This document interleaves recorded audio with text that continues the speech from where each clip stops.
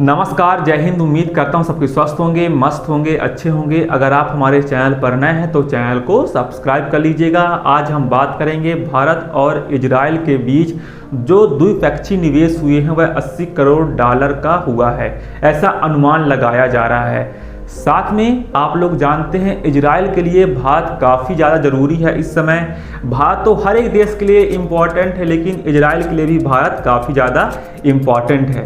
इसके पीछे की वजह यह है, साथ में भारत को भी इससे मुनाफा होता है। आप लोग जानते हैं कि अप्रैल 2000 से लेकर जून 2024 तक 33.77 करोड़ डॉलर का जो भारत को विदेशी निवेश FDI मिला है इजराइल से, जो कि एक बहुत बड़ी बात है। साथ में आप लोग जानते हैं दोनों देशों के बीच जो बैठक हुई, उस बैठक में दोनों देशों के वित्त मंत्रियों ने पार्टिसिपेट किया और उस पार्टिसिपेट में जो इजराइल में आतंकवादी हमला हुआ, इससे भारत के वित्त मंत्री ने उसकी निंदा की।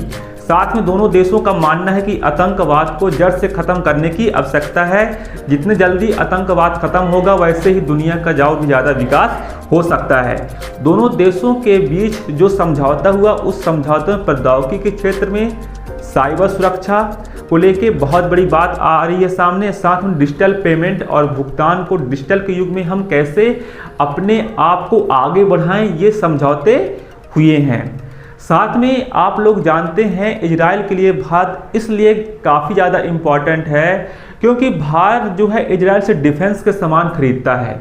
बहुत सारे मिसाइल भारत इजराइल से खरीदता है, साथ में ड्रोन भारत खरीदता है और मानव रहित विमान भी भारत इजराइल से खरीदता है। तो इससे इजराइल को भी काफ़ी ज़्यादा मुनाफा होता है क्योंकि इजराइल का ड्रोन काफ़ी ज़्यादा स्ट्रांग होता है और इसलिए इससे इजराइल को भी काफ़ी ज़्यादा बेनिफिट होता है। तो आप लोग सोच सकते हैं दोनों देशों के बीच जो द्विपक्षीय निवेश है उसमें 80 करोड़ डॉलर का होने की संभावना है। तो आप लोग इसे नोट कर सकते हैं, करंट अफेयर्स के हिसाब से काफ़ी ज़्यादा इम्पॉर्टेंट है। साथ में भारत को इजराइल की भी आवश्यकता है क्योंकि हमारा जो डिफेंस है, हम डिफेंस सामान किससे खरीदते हैं? सबसे ज़्यादा रसिया से खरीदते हैं। रूस हमें बहुत ज़्यादा आप लोग जानते हैं एयरक्राफ्ट देता है, मिसाइल भारत को देता है, साथ में सबमरीन देता है। उसके बाद फ्रांस आता है, फ्रांस भारत को राफेल विमान देता है, सबमरीन बना रहा है भारत के लिए। उसके बाद कोई और देश है तो है इजराइल। इजराइल से भारत आप लोग सोच सकते हैं भारत हेरोन ड्रोन किससे खरीदता है? इजराइल से खरीदता है। वह हेरोन ड्रोन वो है जो सैटेलाइट के द्वारा नियंत्रण होता है। इसे बॉर्डर पर लगा दिया जाए तो वह सैटेलाइट से निगरानी रखता है कि कोई भी देश जो दुश्मन तो हमारे देश में घुस तो नहीं रहे हैं। ये चीज़ें कौन देखता है? हेरोन ड्रोन देखता है। तो जिसे भारत इजराइल से खरीदता है। और उसके अलावा भारत जो इजराइल से खरीदता है वह काफ़ी ज़्यादा इम्पॉर्टेंट है, हर्मीस 900 मानव रहित विमान। आप लोग जानते हैं यह एक ऐसा मानव रहित विमान है UAV, जिसे अडानी डिफेंस और साथ में एल्विट सिस्टम के द्वारा बनाया जाता है। अडानी डिफेंस के द्वारा आप लोग सोच सकते हैं, अगर किसके द्वारा बनाया जाता है? अडानी डिफेंस के द्वारा और साथ में एल्विट सिस्टम के द्वारा जो हर्मीस 900 जो मानव रहित विमान है वह 36 घंटे तक आसमान पर उड़ सकता है, इसकी इतनी कैपेसिटी है। साथ में जो हरोप हथियार है, एक तरह के देखा जाए तो मिसाइल है, यह ड्रोन और साथ में UAV हर्मीस 900 में लगती है, यह काफ़ी ज़्यादा इम्पॉर्टेंट है हरोप। और साथ में जो कमीकेज ड्रोन है वह भारत इजराइल से खरीदता है। तो इजराइल अगर देखा जाए भारत के लिए इजराइल भी काफ़ी ज़्यादा इम्पॉर्टेंट है और इजराइल को आवश्यकता है भारत की, क्योंकि भारत अगर इजराइल से डिफेंस सिस्टम ना खरीदे, डिफेंस की सामग्री ना खरीदे तो इजराइल को भी कैसे मुनाफा होगा, इजराइल का विकास कैसे होगा। तो हर एक देश एक दूसरे से जुड़े हुए हैं, तो हर एक देश के लिए भारत काफ़ी ज़्यादा इम्पॉर्टेंट है। भारत फ्रांस के लिए काफ़ी ज़्यादा इम्पॉर्टेंट है। आप लोग तो जानते हैं कि 20वीं शताब्दी में भारत के लिए अगर हम बात करें तो फ्रांस जो है रूस के बाद एक ऐसा दोस्त है जो लगातार भारत का समर्थन करता रहता है। जो डील होती है फ्रांस के बीच भारत का, अगर डिफेंस की बात करें हम तो डिफेंस के क्षेत्र में दोनों देशों की अच्छी बॉन्डिंग है। रूस के साथ तो बॉन्डिंग तो करीबन 1970 के दशक से ही अच्छी बनी हुई है।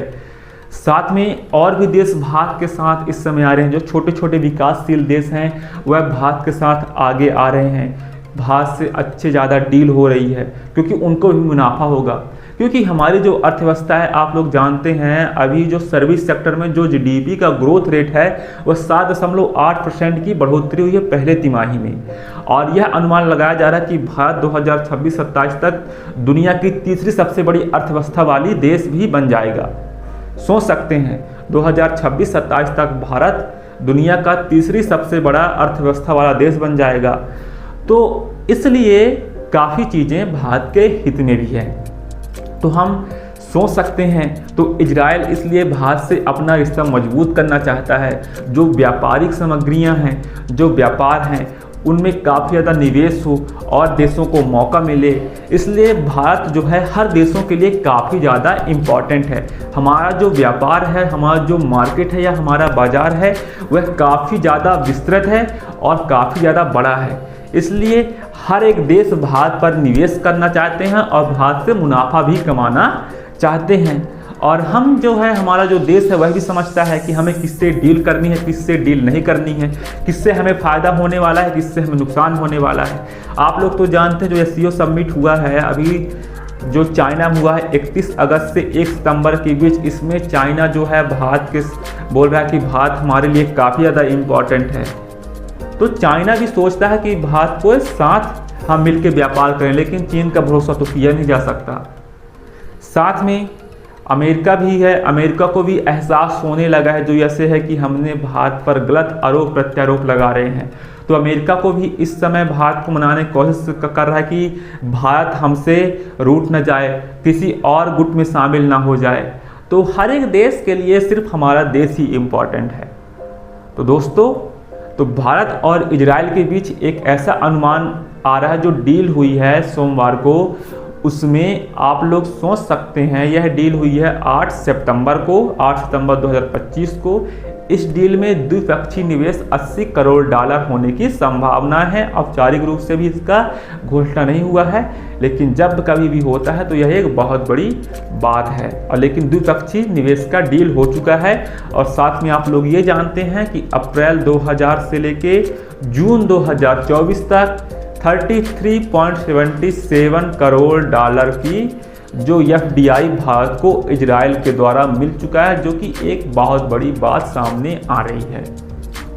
तो उम्मीद करता हूँ वीडियो आपको पसंद आई होगी, ना भी आई होगी तो आप लोग एक फ्रेंड के नाते कर लीजिएगा। 2025 में आप किसी भी एग्जाम की तैयारी कर रहे हो, आप all the best of hard work. 2025 को आप छोड़ दीजिए, 2025 सिर्फ आपका है। जय हिंद, जय भारत।